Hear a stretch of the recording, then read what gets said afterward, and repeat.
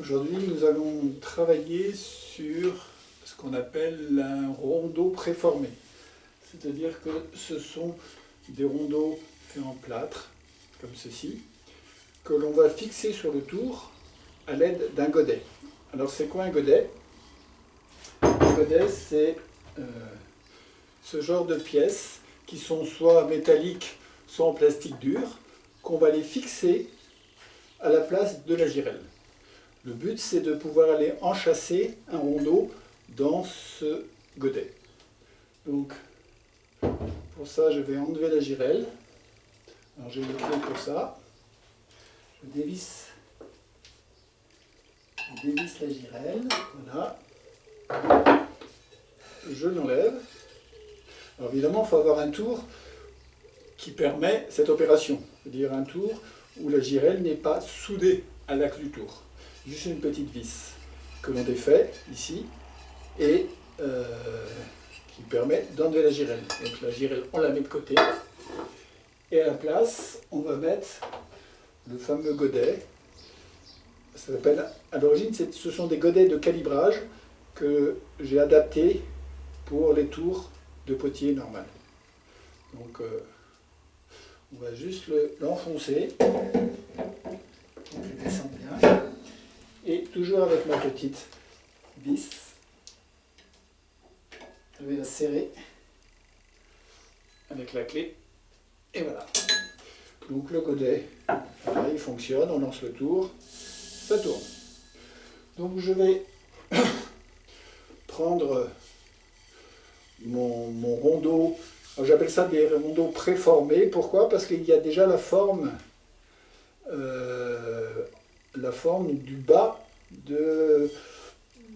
qui va jouer le rôle d'empreinte pour la coupe ou le vase ou ce qu'on va faire dessus.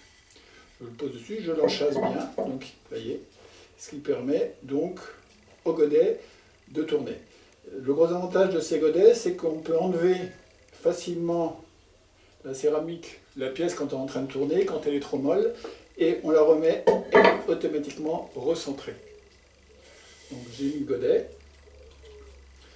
je prends une boule de terre, là j'ai à peu près 2 kg de terre, et je le pose, je le nettoie bien bas, je le pose au fond du rondeau préformé, et je prends l'empreinte du pied. J'écrase, et là je fais un tournage normal. Alors c'est un peu plus délicat parce qu'avec les rondeaux préformés, surtout ceux qui remontent, il faut avoir les coudes assez hauts pour ne pas être coincé, pas avoir le bord du rondeau qui frotte sur les avant-bras. Donc je centre ma boule,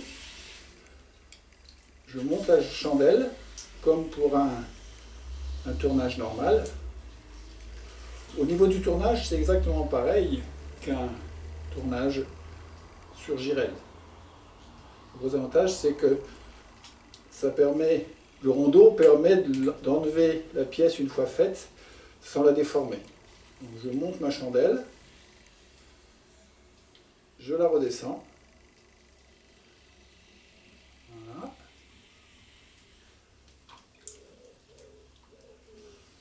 Et je l'écrase.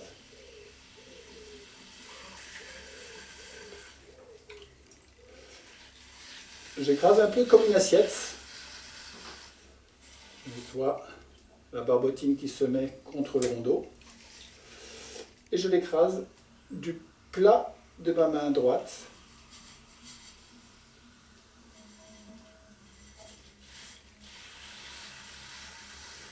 Puis je vais faire le creusage du centre.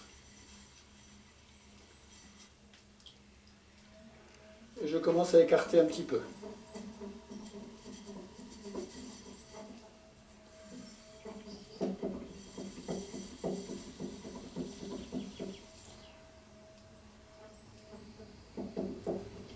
Puis je m'arrête et avec une petite pointe, je vais vérifier l'épaisseur du fond, qui est très important parce que comme on n'est pas à plat, mais comme le rondeau à l'intérieur va remonter progressivement, il faut déterminer, constamment piquer pour voir l'épaisseur que l'on a. Là, j'ai à peu près un demi-centimètre, ça suffit amplement. Je ne vais pas descendre plus bas. Donc là, je vais écarter en tirant vers moi.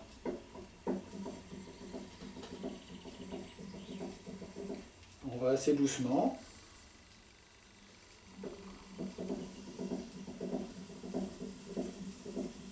Alors, le rondeau bouge un tout petit peu.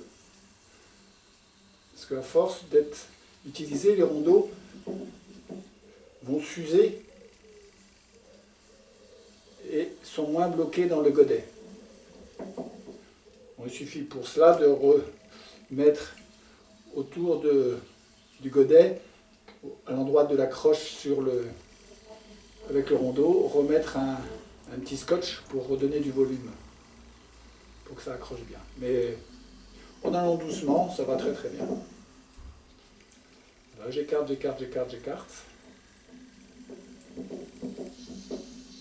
Donc il y a beaucoup moins de travail de montage de terre. On est plutôt dans l'écartement, comme une assiette ou un petit plat. Je monte. Je monte le long donc de la pente du rondeau. Voilà. Je fais bien le fond, parce que ça sera une coupe. Voilà, je suis monté, j'ai écarté au maximum et j'arrive sur le bord de mon rondeau. Je peux aller vérifier les différentes épaisseurs. Oui, on est bien, c'est constant. Il y a toujours à peu près un demi-centimètre, un peu plus, 7 mm, c'est ce qu'il faut. Je peaufine le fond. Je peux éventuellement passer un petit coup d'éponge pour enlever toute l'eau en trop.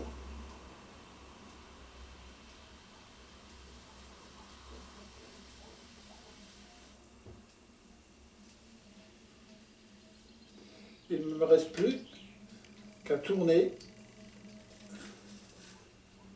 le bord pour affiner le bord.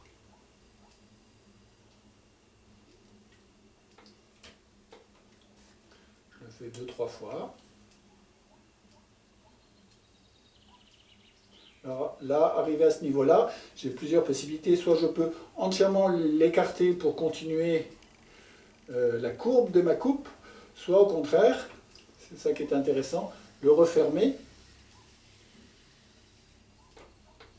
Là, tout l'intérêt du rondeau est là, c'est qu'on peut refaire des formes en refermant entièrement sans que la coupe s'affaisse, parce qu'elle est maintenue par le rondeau.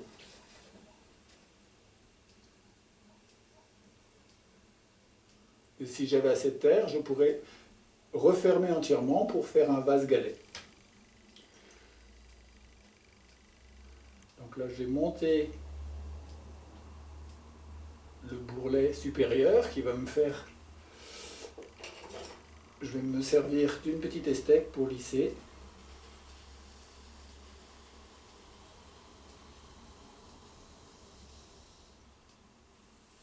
Bien comme il faut.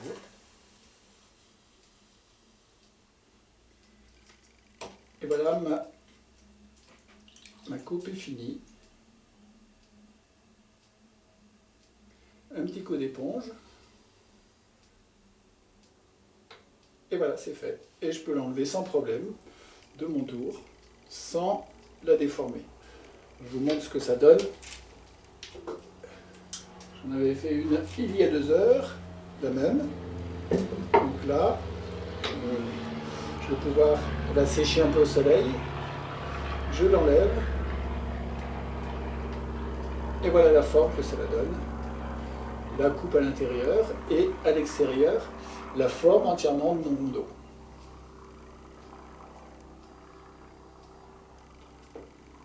Ce qui permet aussi de calibrer un peu les dimensions pour faire des pièces un peu identiques, quand on veut faire cela bien sûr. Tout est une question de forme de rondeau, donc on peut avoir des rondeaux qui ont des pieds plus ou moins larges, et ainsi de suite. Voilà. Et là je vais pouvoir la retourner un petit peu sur son rondeau pour qu'elle sèche, continue à sécher. Et je l'enlève Et voilà, c'est fini pour aujourd'hui.